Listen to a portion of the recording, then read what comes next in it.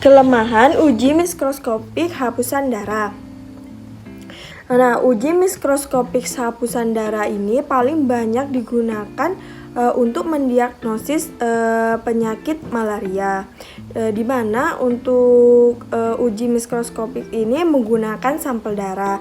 Nah, sampel darah untuk uji mikroskopik ini sebaiknya diambil pada saat pasien demam. Nah, tujuan dari pengambilan pasien demam ini untuk meningkatkan kemungkinan ditemukannya parasit di dalam sampel darah. Dalam uji mikroskopik ini ada dua bentuk sediaan. Yang pertama itu hapusan darah tebal dan hapusan darah tipis. Hapusan darah tipis ini diperlukan untuk ketika kita menggunakan hapusan darah tebal tetapi tidak menemukan parasit di dalam sampel darah pasien. Nah, pemeriksaan uji mikroskopik hapusan darah ini memberikan informasi ada atau tidaknya parasit di dalam sampel darah dari pasien, yaitu parasitnya itu Plasmodium. Walaupun uji mikroskopik hapusan darah ini banyak digunakan untuk mendiagnosis malaria, tetapi juga memiliki beberapa kelemahan. Di antaranya yang pertama itu memerlukan ketersediaan mikroskop cahaya yang memadai. Nah, untuk kita menguji mikroskopik sampel darah ini kita membutuhkan alat yaitu mikroskop, di mana alat ini sangat membutuhkan cahaya.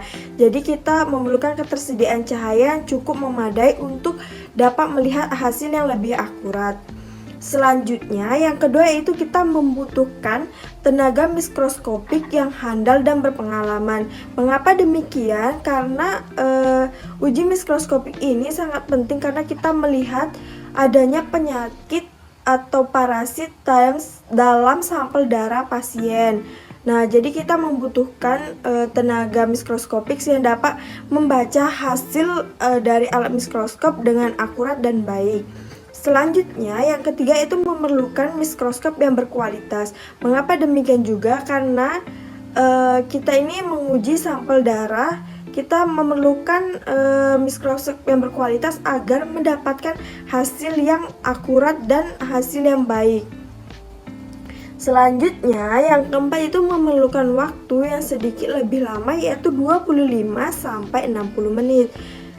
Biasanya pasien itu ketika kita lakukan uji seperti kita mau mengecek adanya penyakit atau tidak, itu pasien cenderung lebih tidak sabar. Mereka tuh penasaran kayak sebenarnya saya beneran mengidap penyakit ini atau tidak, seperti itu. Jadi kebanyakan pasien tuh merasa tidak sabar. Nah, pada uji mikroskopik ini memiliki kelemahan yaitu memiliki waktu yang relatif lebih lama dibanding uji-uji yang lainnya, yaitu pada rentang waktu 25 menit atau bisa sampai 1 jam.